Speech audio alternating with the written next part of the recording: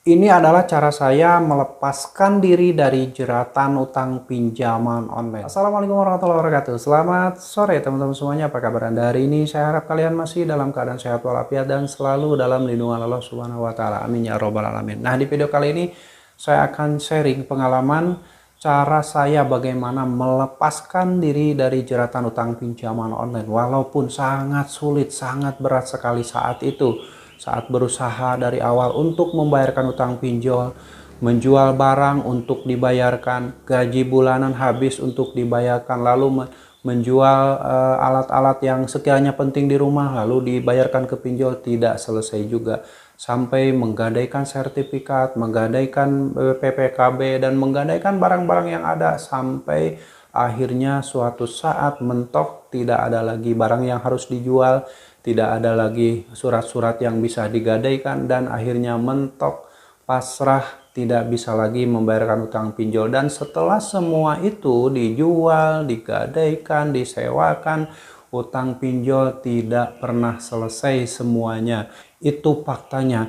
Ketika kita menggunakan pinjaman online, awalnya berusaha membayar, setia membayar, sebelum jatuh tempo sudah dibayarkan, dan akhirnya sampai terjebak gali lubang tutup lubang. Tidak akan pernah selesai. Walaupun kalian bela-belain menjual harta benda kalian, bela-belain meminjam kemana-mana, bela-belain meminjam ke teman, ke saudara, ke bank, kemanapun, hutang pinjol itu tidak akan pernah selesai. Ini fakta terjadi. Dan kalau Anda saat ini yang sudah mengalami hal yang sama dan betul-betul sudah berat tidak bisa lagi keluar dari jeratan utang pinjol, Anda harus nekat. Anda harus maksa untuk berhenti dan melepaskan diri dari utang pinjol tersebut. Jangan terus-terusan Anda larut dan terus-terusan memaksakan membayar utang pinjol, sementara saat Anda kesulitan, Anda dimaki-maki, dihina-hina, ditakut-takuti, dan akhirnya Anda terus-terus bela-belain membayarkan utang Anda.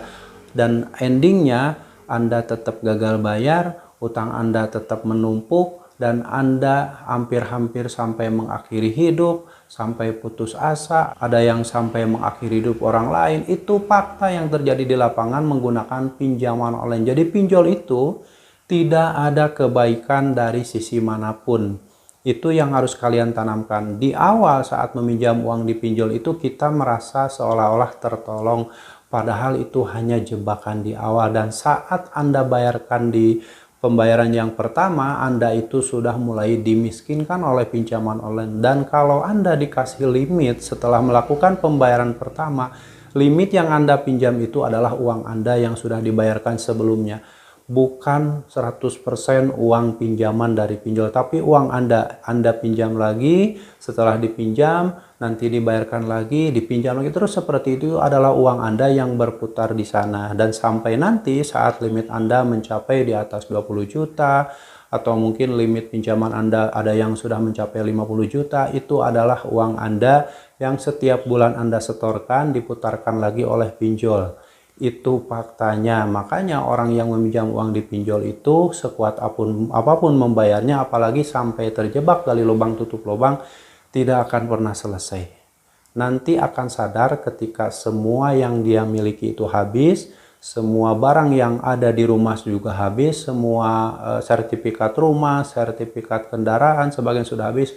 Di situ orang akan sadar bahwa orang tersebut sedang dimiskinkan oleh pinjaman online. Dan di awal saya yakin yang baru meminjam 1 kali, 2 kali, 3 kali tidak akan bisa sadar karena mereka masih berpikir saya masih membutuhkan, nanti takut data-data saya jelek dan saya tidak bisa meminjam uang lagi. Itu pasti terus seperti itu mindsetnya.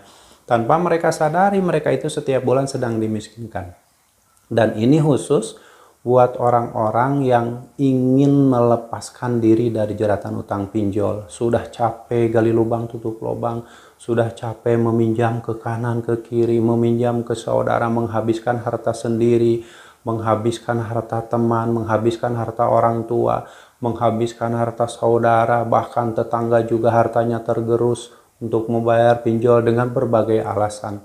Dan akhirnya di situ mentok, Anda betul-betul panik, cemas karena Anda sudah tidak ada lagi uang untuk membayar, sementara utang pinjol tidak beres, tidak pernah selesai. Nah, disitulah timbul kepanikan. Makanya saat kepanikan tersebut, debt collector pinjaman online melancarkan aksinya dengan cara menakut-nakuti Anda. Terus ditakut-takuti, dikirim penagihan dengan kata-kata binatang, kata-kata kasar, kata-kata yang tidak manusiawi, yang akhirnya itu bisa membuat mental rusak, bisa membuat orang depresi, dan bahkan sampai mengakhiri hidup, hilang akal sehat. Itulah fakta orang-orang yang berutang di pinjol, dan sekuat apapun membayar utang pinjol, endingnya pasti gagal bayar dan utangnya tidak selesai. Dan cara saya saat itu, karena sudah terlanjur gali lubang tutup lubang, sudah terlanjur semuanya habis, karena saya sudah tidak mampu lagi membayar utang pinjol tersebut, semuanya sudah habis, tidak ada lagi yang bisa dijual. Akhirnya mulai saat itu saya paksa diri saya untuk lepas dari jeratan utang pinjol, walaupun sangat berat awalnya itu. Karena saya dari awal selalu berusaha menjadi orang baik, jujur, membayar utang pinjol, selalu berpikir bahwa saya harus menjaga skor kredit agar tetap bagus saat itu, agar ya itu tadi mindsetnya, suatu saat takutnya minjam lagi, itu yang dijaga. Akhirnya ya sudah hancur-hancuran karena berutang di pinjol, memang endingnya pasti gagal bayar. Dan memulai melepaskan diri dari jeratan utang pinjol, sebulan pertama saya tidak mengganti nomor handphone. Karena di awal ketika mulai di chat WhatsApp atau mulai ditagih oleh debt collector pinjaman online, saya selalu merespon. Dalam arti di awal saya merespon dan menjawab bahwa saya memang sudah tidak ada uang. Yang tersisa tinggal baju yang saya pakai. Saat itu saya bilang seperti itu pada DC pinjol. Tapi dari situ ya sudah langsung dimaki-maki, dihina-hina, dikata-katain kasar dan sebagainya. Dari situ ya sudah, saya pasrah dan saya sudah betul-betul nyerah, tidak bisa lagi membayarkan utang tersebut. Walaupun saya udah habis-habisan tapi tidak selesai. Nah, dari situ dimulailah fase di mana saya melewati gagal bayar hari per hari tanpa mengganti nomor handphone. Jadi sebulan pertama saya tidak mengganti nomor handphone. Nah, setelah itu karena handphone saya sudah tidak bisa digunakan sebagaimana mestinya, karena dalam satu hari itu bisa ratusan telepon yang masuk, bisa ratusan chat WhatsApp yang masuk. Dari situ ya sudah, karena saya masih membutuhkan handphone untuk berkomunikasi, akhirnya saya memutuskan untuk mengganti nomor. Nah, setelah itu, setelah diganti nomor handphone saya, kontak darurat itu dari awal sudah mulai diserbu. Dan cara saya mengatasi ketika debt collector menagih ke kontak darurat, saya langsung waktu itu meminta kontak darurat untuk mengganti nomor HP-nya. Dan kebetulan kontak darurat itu masih saudara saya, lalu digantilah nomor kontak darurat tersebut. Dan ketika debt collector pinjaman online sudah mulai mengejar ke nomor telepon kantor, saya sampaikan ke orang-orang yang di kantor bahwa kalau ada orang yang nelpon menanyakan saya, suruh datang ke rumah saya. Suruh datang, jadi jangan terus-terusan mengejarkan. Tapi tetap aja setiap hari kantor diserbu oleh penelponan dari DC pinjaman online, dari aplikasi A, dari aplikasi B, terus nelpon seperti itu sampai-sampai yang di kantor juga ada yang sempat marah, ada yang sempat ngomong nggak enak. Ya itu karena ya itu sebuah resiko ketika kita memiliki utang di pinjol dan tidak mampu lagi. Kontak darurat akan ditelepon, nomor kantor akan ditelepon, orang-orang yang mungkin pernah diketahui oleh pinjol bahwa nomornya masih berkaitan atau berkomunikasi dengan saya itu pasti dihubungi. Seperti misalkan orang-orang yang biasa pernah diisi pulsa melalui aplikasi Shopee dan sebagainya, itu pasti dihubungi oleh DC pinjol. Itu sangat berat sekali awal-awal itu sebulan pertama. Tapi setelah itu karena memang kemampuan untuk bayar itu sudah tidak ada, ya sudah apa boleh buat. Yang penting jangan sampai mengakhiri hidup, karena masih ada yang harus diperjuangkan. Memperjuangkan hidup sendiri, memperjuangkan keluarga, memperjuangkan orang-orang yang kita sayangi, itu masih harus kita pikirkan. Kalau terus-terusan memikirkan pinjol dan melupakan diri sendiri, melupakan keluarga, maka hidup Anda diambang kehancuran. Maka tidak sedikit orang yang sampai mengakhiri hidup, ada orang yang sampai mengakhiri hidup temannya, mengakhiri hidup di kelasnya itu karena tersugesti oleh pinjaman online, ditakut-takuti oleh DC pinjol yang akhirnya akal sehat hilang.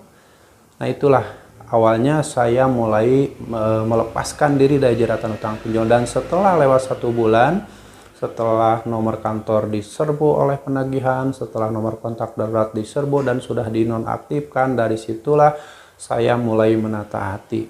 Saya perbaiki, saya coba mencari-cari peluang rezeki, dan akhirnya saya punya ide untuk mencoba membagikan pengalaman saya ketika menggunakan pinjol untuk dibagikan ke kawan-kawan semuanya. Dan sampai saat ini, walaupun sudah banyak DC pinjol yang menyebarkan bahwa saya ini sudah meninggal dunia, bahwa saya ini buronan dan sebagainya, sampai saat ini alhamdulillah saya masih bisa berbicara di depan kamera, masih bisa mengedukasi, masih bisa berbagi pengalaman.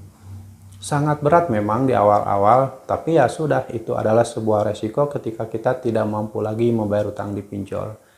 Jangan memaksakan terus-terusan gali lubang tutup lubang, tidak akan pernah selesai sampai kapanpun juga, justru hidup Anda akan semakin hancur. Menggunakan pinjaman online itu adalah awal kehancuran hidup Anda. Lebih baik dari awal ketika Anda mempunyai utang di pinjol dan saat tidak mampu bayar di satu aplikasi, tugas Anda adalah gagal bayarkan. Dengan gagal bayar, hidup Anda akan selamat dari jeratan utang yang lebih besar. Kalau Anda terus merawatnya, maka Anda berpotensi akan dimiskinkan oleh pinjaman online. Oke ya teman-teman, itu adalah sekilas pengalaman saya ketika saya berusaha maksa untuk melepaskan diri dari jeratan utang pinjol. Karena saat itu memang sudah semua saya habis-habisan untuk melunasi utang pinjol, tapi tidak selesai. Karena ada denda yang berjalan, akhirnya walaupun dibayar dicicil, tetap dendanya berjalan. Walaupun dibayar biaya perpanjangan, itu hanya uang setoran cuma-cuma, pada pinjol utang tidak berkurang. Jangan pernah membayar pinjol dengan membayar biaya perpanjangan atau dicicil. Itu sama dengan menghancurkan perekonomian Anda juga ya. Jadi buat teman, itu sekilas tentang pengalaman saya berusaha untuk melepaskan diri dari jeratan utang pinjol.